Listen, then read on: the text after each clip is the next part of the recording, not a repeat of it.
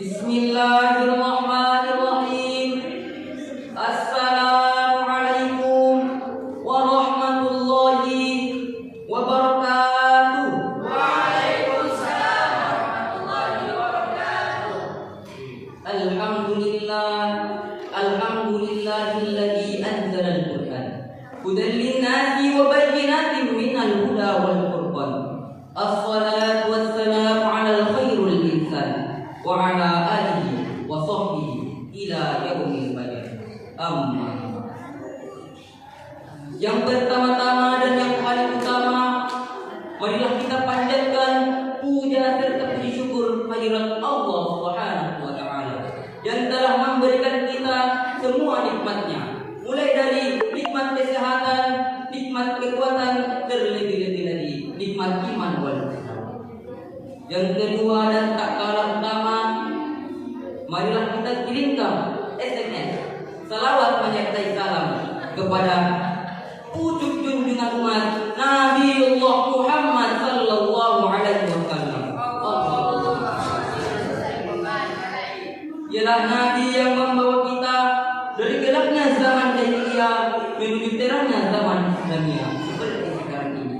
Dengan kata lain, yukhrijun nas minadh dhulumati ila nur aw ila siratin mustaqim.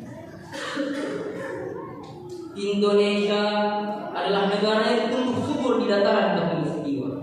Negara kita ini memiliki sumber daya geologi dan mineral yang melimpah ruah untuk membangun bangsa.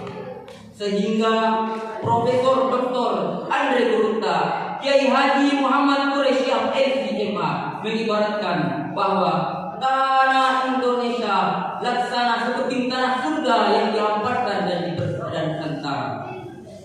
Penduduk Indonesia yang sudah melebihi 275 juta jiwa merupakan hal yang sangat strategis bagi kita untuk membangun bangsa menuju masyarakat yang adil, makmur dan sejahtera.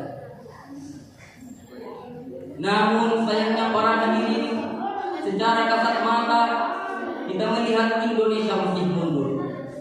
Kehidupan rakyat belum makmur, bahkan pembangunan Indonesia masih tersungkur. Akibatnya kita tertinggal jauh oleh bangsa-bangsa lainnya. Amerika Serikat sudah mampu pergi ke luar angkasa, sementara kita masih di rumah saja. Jepang sudah mampu membuat rumah kaca anti gempa, sementara kita masih bingung besok malam mau makan apa. Teknologi kita dikuasai oleh bangsa Jerman, ekonomi kita dikuasai oleh bangsa Cina, dan informasi kita para hadirin dikuasai oleh bangsa Barat. Pada eksisnya bangsa kita hanyalah bangsa yang lemah. Sedangkan bangsa yang lemah para hadirin hanya menjadi bangsa peniru yang menonton dan menggantungkan diri kepada bangsa maju lainnya.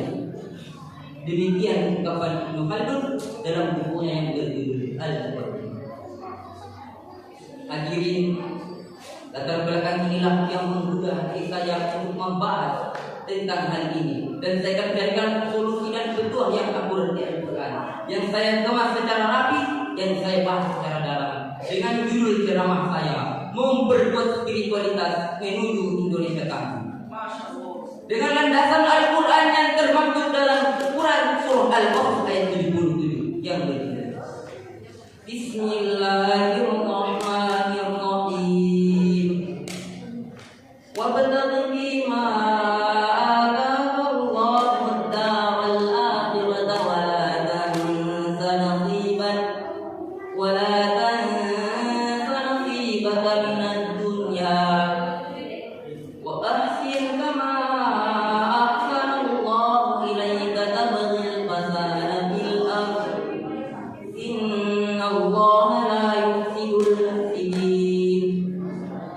yang artinya, dan bekerjalah dan carilah pahala di negeri akhirat dengan apa yang Allah anugerahkan kepadamu.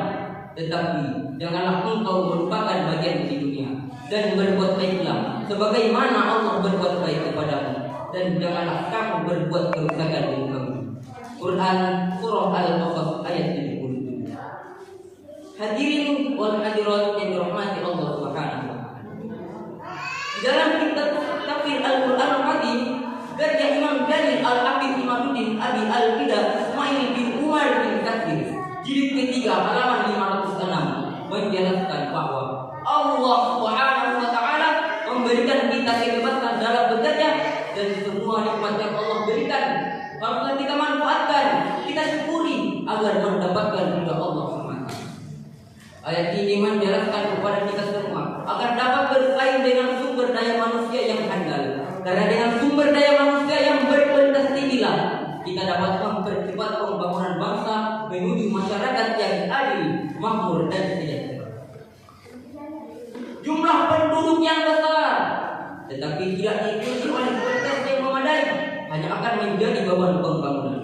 Untuk itu, memperkuat spiritualitas dan skill pada masyarakat adalah hal yang mutlak bagi kita agar kehidupan di dunia wal akhirah dapat kita raih sekaligus. Sayyidina Ali karramallahu wajhah dalam memberikan motivasi kepada kita untuk memperkuat spiritualitas. Beliau berkata, "I'mal li dunyaka ka'annaka ta'ishu 'abada, wa 'amal li akhiratika ka'annaka tamutu." Bekerjalah kamu untuk duniamu seakan engkau hidup selamanya, dan beramallah kamu untuk akhiratmu seakan engkau meninggal di esok hari. Oleh karena itu, be the best and do the best. Jadilah yang terbaik dan lakukanlah yang terbaik. Allahu Akbar. Karena hal-hal yang kita lakukan itu tidak terlepas dari pengamatan Allah dan Rasulnya beserta orang-orang mukmin. Sebagaimana firman Allah dalam Quran surah At-Taubah ayat 105. Wa qul i'malu fasayarallahu 'amalukum wa rasuluhu wal mu'minun wa satarudduna ila 'alimil ghaibi wasyahadati wa yunabbi'ukum bima kuntum ta'malun. Yang artinya, dan katakanlah Muhammad, bekerjalah, maka Allah, Rasulnya beserta orang-orang mukmin akan melihat pekerjaan itu. Dan kamu akan dikembalikan kepada Zat yang mengetahui mana yang nyata, mana yang ghaib, dan Dia akan memberitakan kepadamu apa yang kamu lakukan dalam itu. Quran surah At-Taubah ayat 105. Bila kita amati ayat tersebut, terdapat 3 amar terangkai dalam kalimat i'malu, bekerjalah. Kaidah usul fikih menjelaskan al-aslu fil amri lil wujud. Pada dasarnya setiap perintah yang kita lakukan menunjukkan kepada kewajiban. Imam Ali As-Sukuni dalam kitab Sofwatul Tafsirnya menjelaskan, "Bukulil malu ay i'malu ma syi'tum." Bekerjalah kalian sesuai dengan profesi dan keahlian masing-masing. Oleh sebab itu, tidak ada kebahagiaan yang kita dapat dengan berpangku tangan. Tidak ada keberhasilan yang kita dapat dengan simsalabim abda-abda.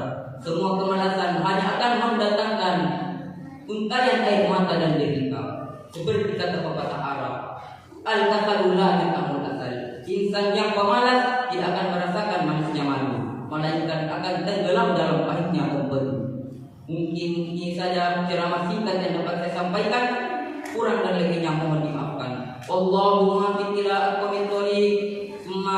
Assalamualaikum